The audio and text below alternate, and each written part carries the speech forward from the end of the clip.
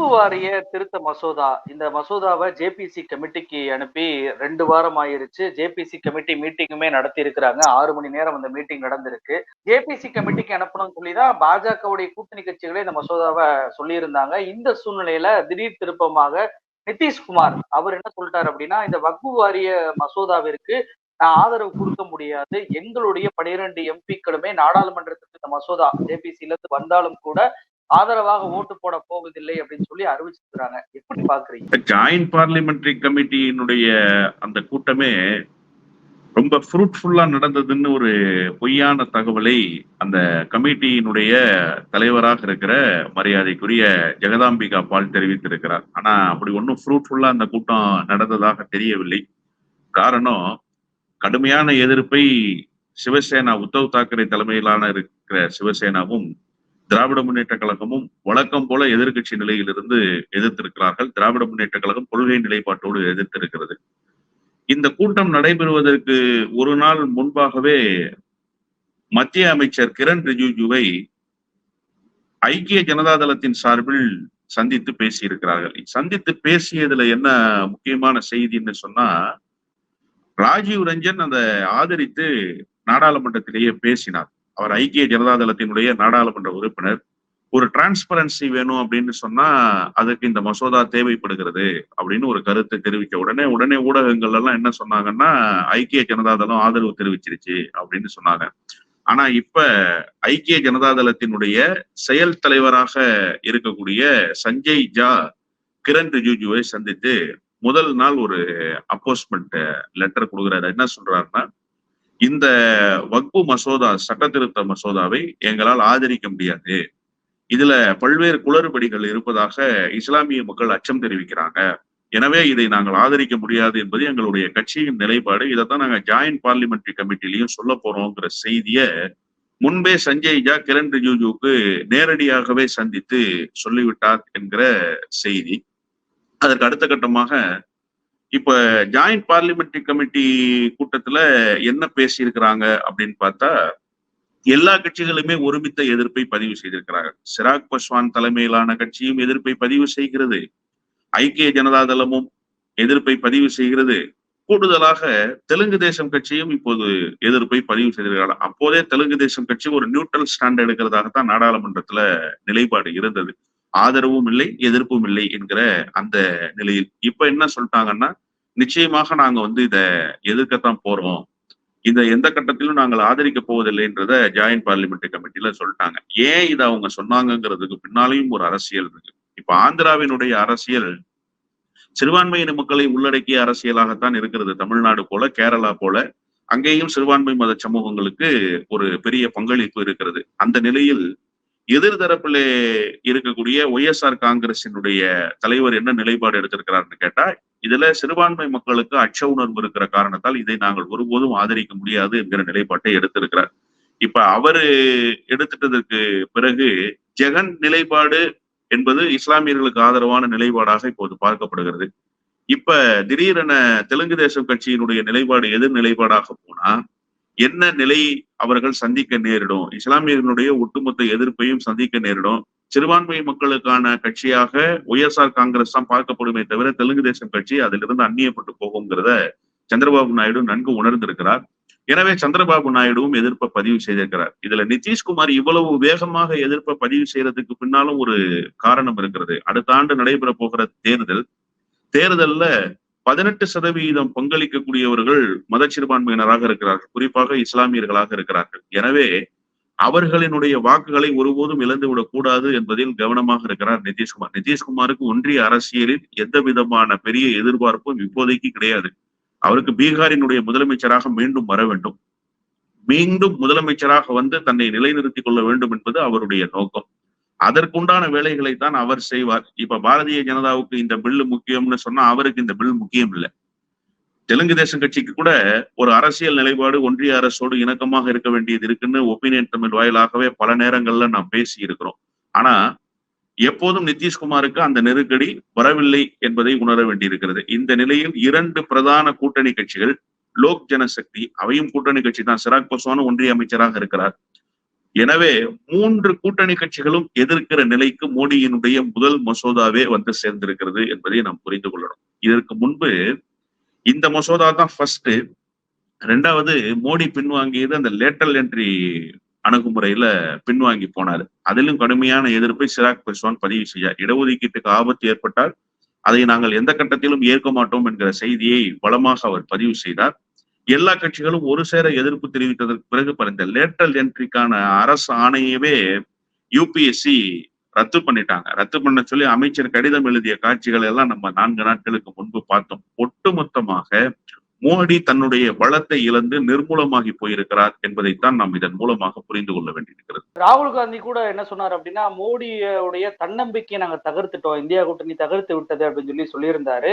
இப்போ நீங்க சொல்வதை வச்சு பார்க்கும்போது மோடியோட முதல் மசோதாவே வந்து ஜேபிசி கமிட்டிக்கு அனுப்பிடலாம் அப்படின்னு சொல்லி முன்பே பேசினா கூட்டணி கட்சிகளே சம்மதிக்க வச்சிருந்தாங்க. கூட்டணி கட்சிகளுமே சரின்னு சொல்லியிருந்தாங்க. இப்போ வந்து ஆல் இந்தியா முஸ்லீம் லா போர்டு இவங்க போய் சந்திரபாபு நாயுடையும் நிதிஷ்குமாரையும் போய் சந்திக்கிறாங்க. சந்தித்த பின்பு இவருடைய நிலைப்பாடு என்பது மாறுது. மாறிய பிறகு அவங்க நாடாளுமன்றத்தில் அந்த மசோதா வந்தாலுமே நாங்க ஓட்டு போட மாட்டோம், ஆதரவு கொடுக்க மாட்டோம்னு சொல்றாங்களே. இப்ப இந்த மசோதாவோட நிலை என்னவாகும்? மோடி அவர்களுக்கு இது வந்து பெரிய பெரிய அதிர்ச்சியா இருக்காது. இல்ல, ஆல் இந்தியா பர்சனல் முஸ்லீம் லா போர்டு வந்து ஒரு சிறப்பான அணுகுமுறைய செய்து முடிச்சிட்டாங்க. முதல்ல அவங்க என்ன அறிக்கை வெளியிட்டாங்கன்னா, அந்த அறிக்கை ரொம்ப முக்கியமானது. ஒன்றிய அரசு கதவை மூடிக்கொண்டு இந்த மசோதாவை நிறைவேற்ற முயற்சி செய்கிறது என்றுதான் அந்த all India Muslim personal law போர்டினுடைய தலைவர் அறிக்கையை வெளியிட்டிருந்தார். அதாவது யாருடைய கருத்தையும் கேட்கவில்லை, யாருடைய கருத்தையும் கேட்காமல் ஒரு அணுகுமுறையை இவர்கள் கையில் எடுக்கிறார்கள்.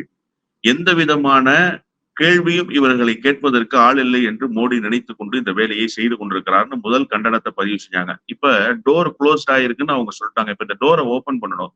ஓபன் பண்ணணும்னா என்ன பண்ண முடியும்? இந்தியா கூட்டணி பலமான எதிர்ப்பை பதிவு செய்துட்டாங்க. அடுத்து இருக்கக்கூடிய பிரதான கூட்டணி கட்சி என்று சொன்னால் அது வந்து தெலுங்கு தேசம் கட்சியும் ஐக்கிய ஜனதா தளம் தான். இந்த 2 தலைவர்களையும் போய் சந்திச்சு பேசிட்டாங்க. இதுல ரொம்ப முக்கியமா மொத்த மெம்பர்ஸ் வந்து 31 பேர், 21 உறுப்பினர்கள் மக்களவையில, மாநிலங்களவையில 10 உறுப்பினர்கள். அதுல ஐக்கிய ஜனதா தளத்தினுடைய உறுப்பினர் தான் முதல்ல சொல்றாரு, இதுக்கு வந்து எல்லா இடங்களுக்கும் நேரடியாகவே இந்த குழு சென்று மக்களுடைய கருத்துக்களை கேட்கணும்.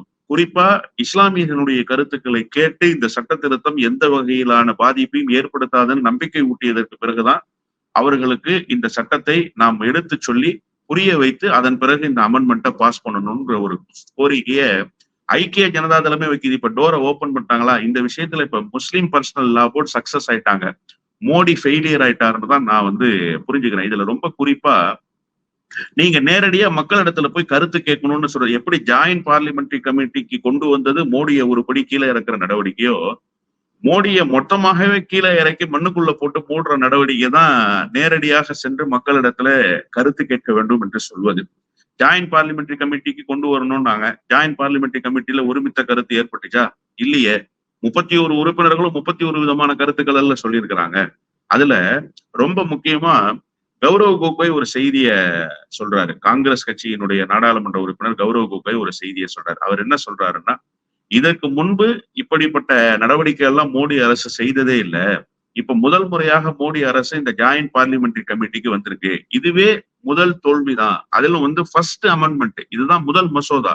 ஏற்கனவே நாம் பேசி இருக்கிறோம். முதல் மசோதாவே தோல்வியை தழுவுகிற அளவுக்கு மோடி ஒரு பின்னடைவை சந்தித்திருக்கிறார் என்று கூட்டத்திலேயே வெளிப்படையாக அவர் சொன்னார். காங்கிரஸ் கட்சியினுடைய நிலைப்பாடை பொறுத்த வரையில ஏற்கனவே ஒரு சட்ட திருத்த மசோதா கொண்டு வரப்பட்டு விட்டது. அதை கொண்டு வந்ததற்கு பிறகு இப்போது மாவட்ட ஆட்சியர்களை சேர்க்க வேண்டும் என்று சொல்வதும், அதிலும் குறிப்பாக இஸ்லாமியர் அல்லாதவர்களை சேர்க்க வேண்டும் என்று சொல்வதும் இங்கே இருக்கக்கூடிய செக்யூலரிசத்துக்கு பேராபத்தை ஏற்படுத்துகிறது என்று சொல்லி அவர் அந்த ஆர்டிகல் 26 மென்ஷன் பண்ணி பேசுறாரு. இதுல ஜாயிண்ட் பார்லிமெண்டரி கமிட்டிலேயே சொல்றாரு. ஆர்டிகல் 26 என்ன சொல்லுதுன்னா, ஒவ்வொரு மதத்துக்கும் இருக்கக்கூடிய அந்த மதத்துக்கு உண்டான உரிமைகள், ரிலீஜியஸ் அண்ட் ஃப்ரீடம் என்று சொல்லப்படுகிற அதை உறுதி செய்ய வேண்டியது ஒன்றிய அரசினுடைய கடமையாக இருக்கிறது. ஆனால் அந்த ஆர்டிகல் 26 தகர்க்கிற வேலையை இங்க ஒன்றிய அரசு செய்கிறதுங்கிறத இந்த ஜாயிண்ட் பார்லிமெண்டரி கமிட்டியில நான் வலுவா பதிவு செய்யறேன்னு சொல்லிடுறாரு. இன்னொரு மிக முக்கியமான அடி மோடிக்கு என்னன்னா, சஞ்சய் சிங் மோடியால் பழிவாங்கப்பட்டார், பாரதிய ஜனதா கட்சியினுடைய அரசியல் வியூகங்களுக்கு பலியானார் என்று சொல்லப்பட்ட சஞ்சய் சிங் சொல்றாரு, ஏற்கனவே 13,000 ஏக்கர் நிலப்பரப்பு அயோத்தியில் ராமர் பெயரால் கையகப்படுத்தப்பட்டு அதானி இடத்திலே கொடுக்கப்பட்டது.